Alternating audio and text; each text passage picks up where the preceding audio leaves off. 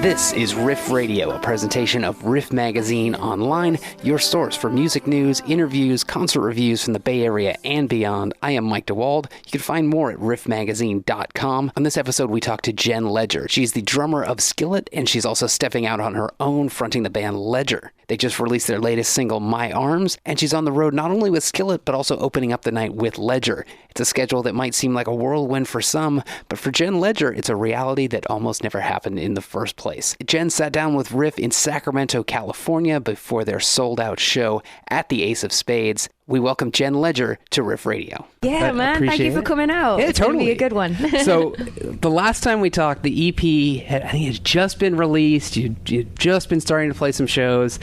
It seems like it's been a whirlwind since for you. How's it feeling now that you've had a chance to kind of dig in with it and you've really got into the Ledger project? How's that been going? Oh, man, it's been awesome. I feel like I've learned a ton, and I feel like I'm, like, settling into...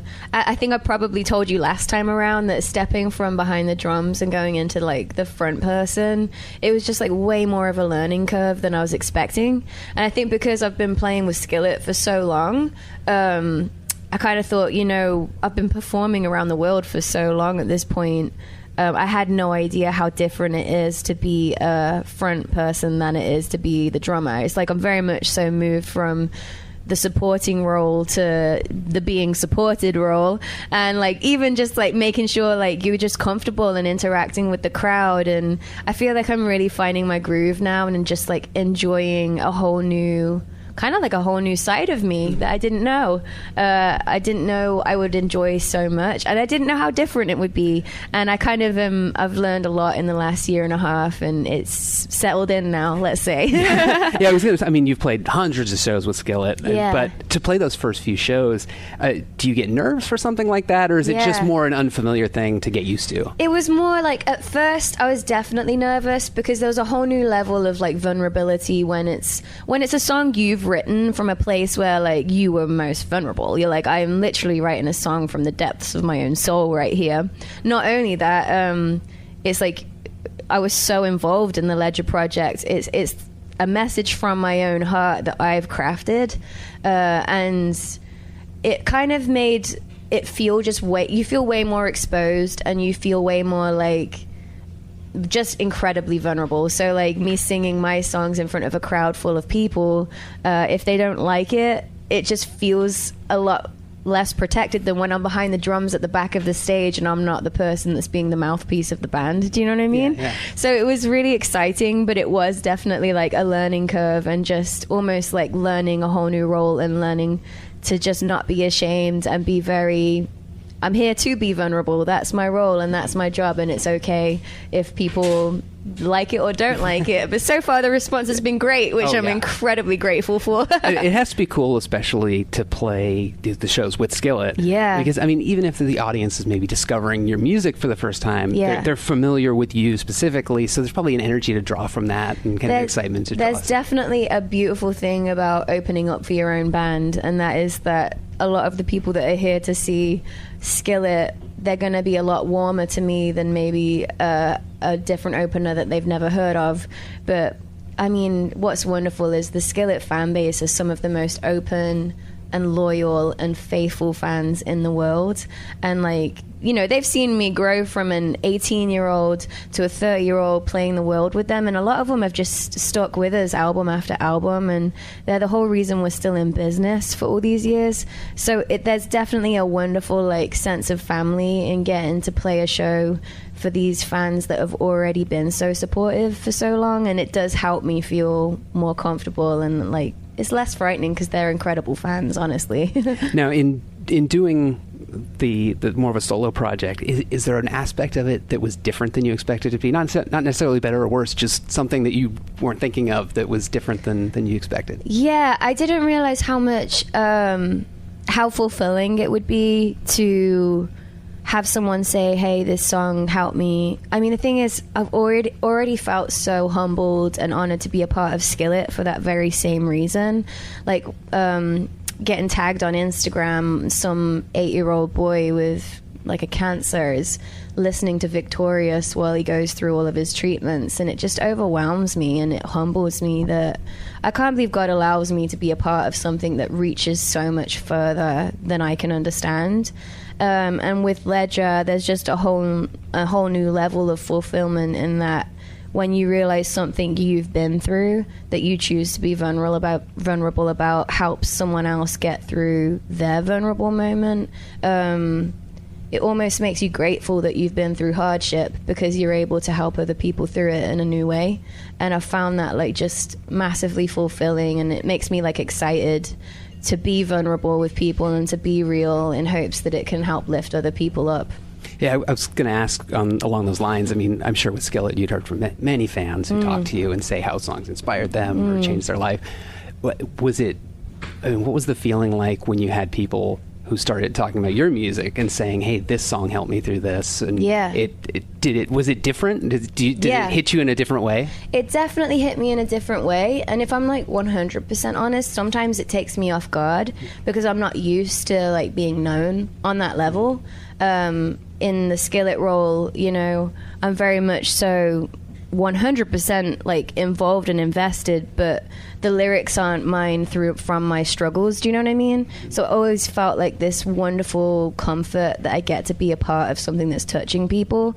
But when people come up to me and they say, "Hey, I heard your song X was about this moment in your life," at first you're a little bit like, "Oh man, this is so vulnerable. I don't know if you forget that you've been so open in interviews and all these other things." And there's like it's almost like a mirror that like is brought up to you with a person where you're like, "Man, you actually do know me in a way that's kind of weird because I haven't met you before, but you know some of my struggles in a way where I haven't shared it with a close friend."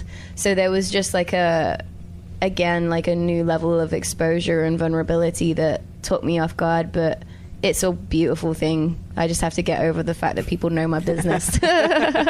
So the initial EP, it sort of felt like, in some ways, like a celebration of your influences, of you know, all the things that you listen to. You know, there were a little bit of rock influence, a little bit of pop influence, some ballads in there, not necessarily tied into a genre or anything. Was that kind of your mindset going in, what you wanted to bring to it? I mean, yeah, that's a really nice way of saying it, like a celebration of all of my influences. I think that's like worded better than anything I've ever said before. But yeah, it really was that. It's like I've become a product of all these different things. I've been touring in this like heavy band for 12 years now.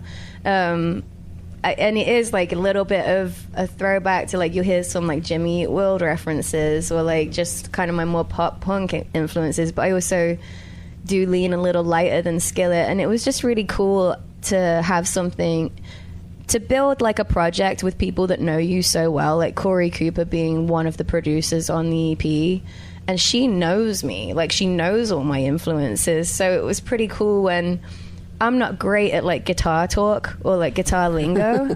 So when I'm like, you know, like that feel, like a Jimmy Eat World feel, you know, and I'll like try and sing it to her. But she knows me so well that even though I don't know how to how to put things into words of what I'm looking for, she knows what I'm wanting and she's able to like translate what I mean.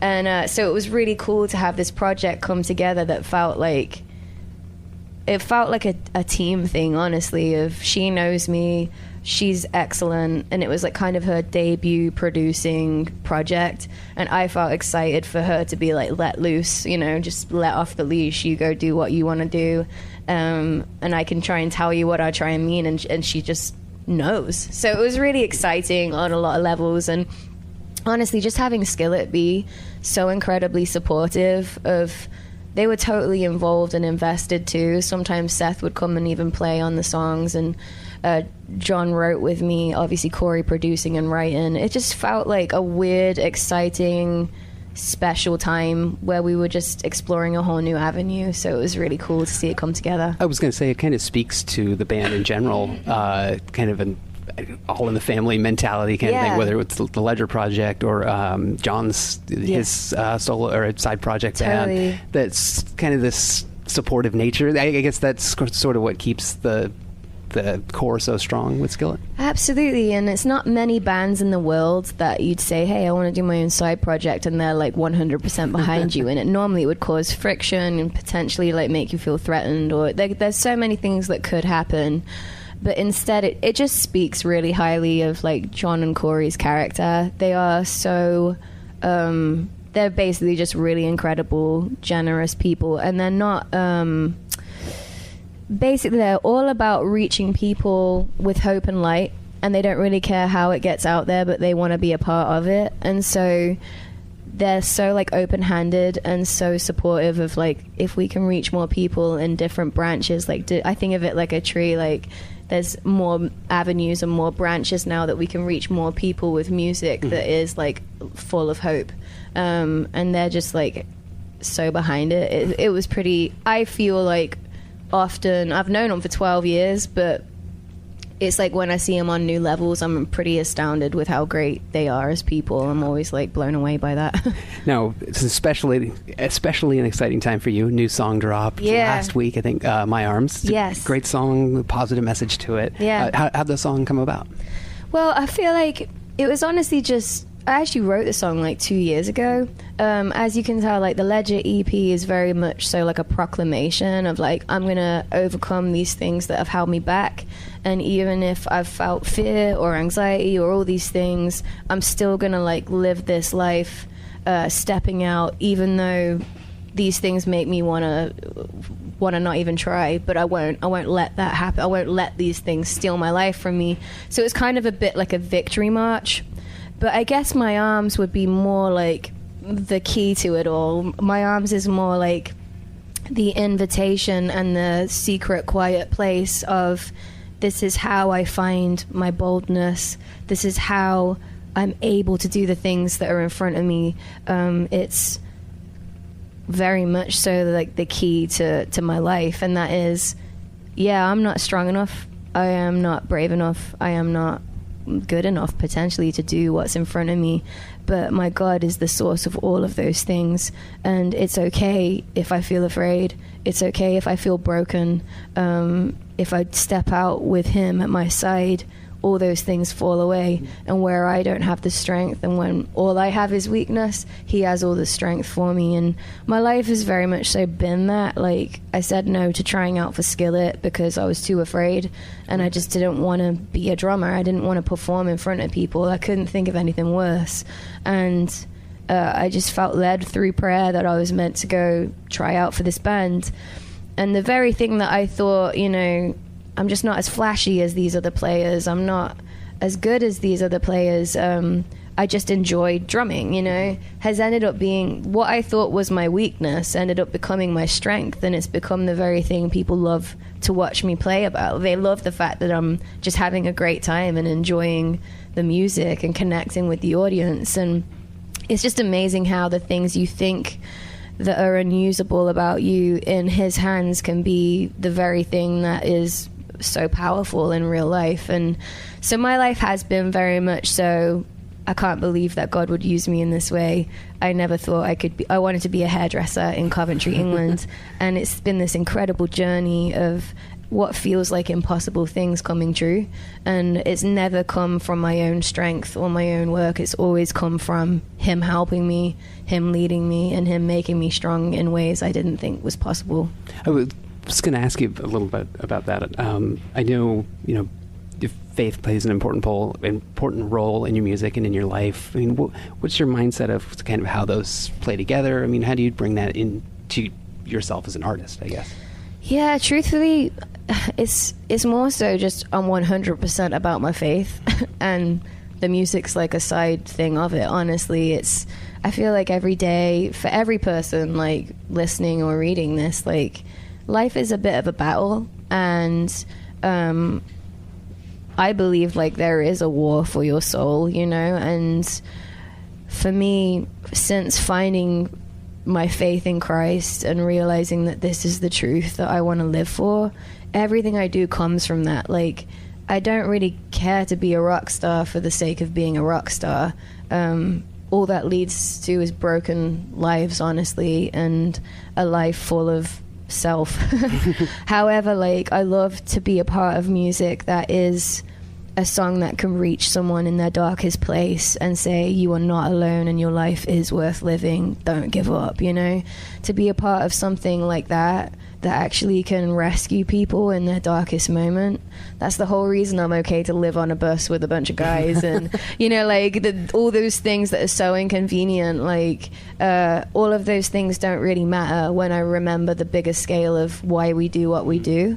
And so, yeah, it's basically all comes from faith for me of, I just really believe that God wants to reach the broken and he wants to reach the lost and say, you know, I am here, I am real, I know you, I see you, I know your name, and I love you, you know, and that's exactly why I do music. It's almost like if he weren't like my reason to get up in the morning, I wouldn't be doing music in the first place.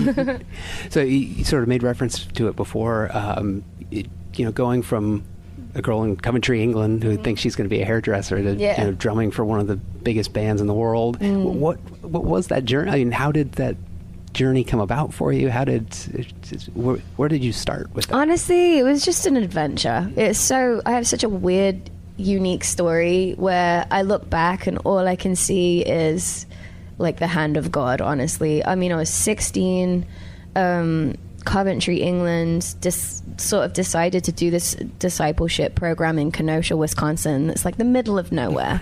And there's like 16 to 20 people each year on this course called the School of Worship.